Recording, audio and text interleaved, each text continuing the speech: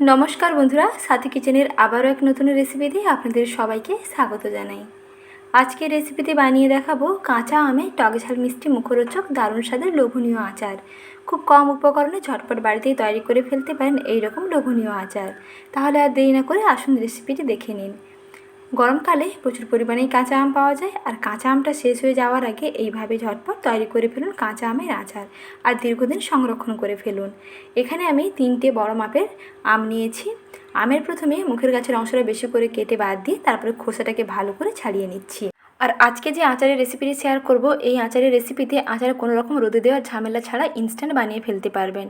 কী করে সহজে বানাবেন পুরো রেসিপিটি শেষ পর্যন্ত দেখতে থাকুন, আর এইভাবে আপনারাও একবার ট্রাই করে দেখুন। আচার খুবই টেস্টি হবে আর অনেকদিন পর্যন্ত সংরক্ষণও করে রাখতে পারবেন। কোনো রকম রোদে দেওয়ার ঝামেলা নেই, খুব সহজে এবং ইনস্ট্যান্ট চটজলদি কম সময়ে বানাতে পারবেন। প্রথমে দেখুন আমের খোসাটা ভালো করে ছাড়িয়ে নিয়েছি। এখন এই আমগুলোকে ছোটো ছোটো টুকরো করে কেটে নেব। যদি আঁটি হয়ে যায় তাহলে খুবই ভালো হবে আচারটা, আর নরম আম হলে আমের আচারটা কিন্তু ঘেঁটে যাবে। তাই যদি আঁটি সমেত আমগুলো নিলে এটা বেশি ভালো হবে। প্রথমে দেখুন আমগুলোকে এইরকম টুকরো টুকরো কেটে নিচ্ছি। এইরকম ছোটো ছোটো টুকরো করে কেটে নিতে হবে।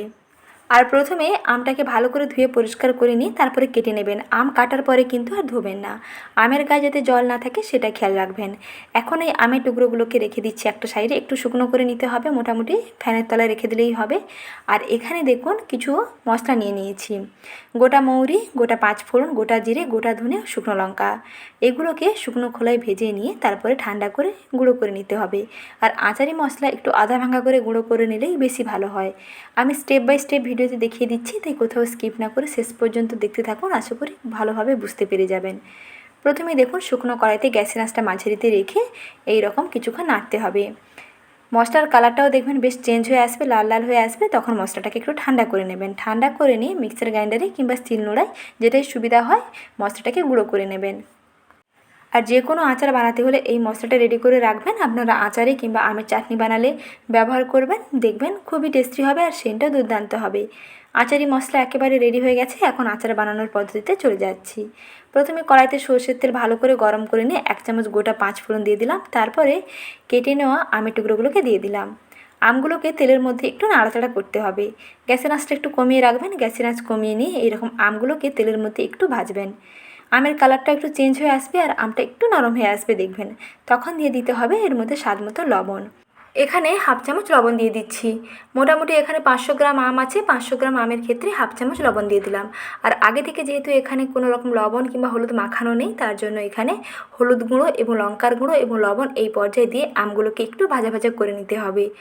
এখানে 1 চামচ হলুদের গুঁড়ো এবং 1 চামচ শুকনো লাল লঙ্কার গুঁড়ো দিলাম, আর 1/2 চামচ দিলাম লবণ। সব কিছু মিশিয়ে নিয়ে এইরকম তেলের মধ্যে কিছুক্ষণ আমগুলোকে ভেজে নিতে হবে। কিছুক্ষণ ভাজার পরেই দেখবেন আমগুলো বেশ নরম হয়ে আসবে এবং কালারটাও দেখবেন অনেকটা চেঞ্জ হয়ে যাবে। তখন সেই পর্যায়ে মিশিয়ে নেবেন চিনি। এখানে স্বাদ বুঝে চিনিটা দিয়ে দিতে হবে। মোটামুটি এখানে আমি 100 গ্রাম চিনি দিলাম। যদি বেশি মিষ্টি পছন্দ করেন তাহলে অবশ্যই চিনির পরিমাণটা একটু বাড়িয়ে দেবেন।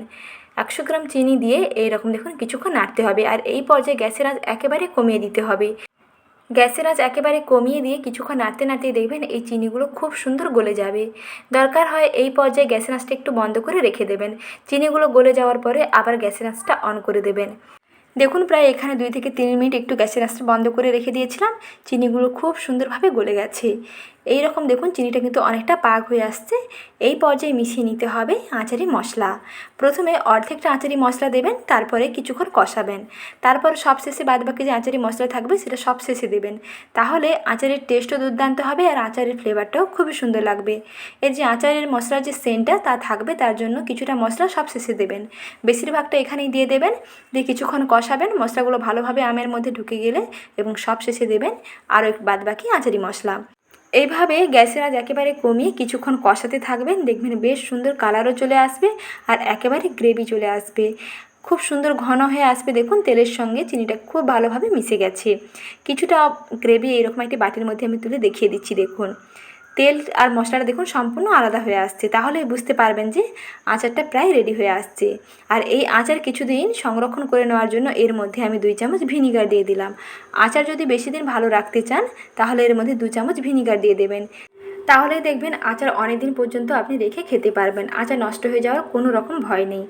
আচারের কালারটা খুব সুন্দরভাবে চেঞ্জ হয়ে গেছে, আর দেখুন তেলটা ওপরে ভেসে উঠেছে, অর্থাৎ আচারটা প্রায় রেডি হয়ে গেছে। এখন সব শেষে দিয়ে দিলাম বাদবাকি আচারি মশলা, যে আচারি মশলাটা বাদবাকি রেডি করে নিয়েছিলাম তার বাদবাকিটা অর্থাৎ সব শেষে দিয়ে দিলাম। এখন গ্যাসের আঁচটা বন্ধ করে দিচ্ছি।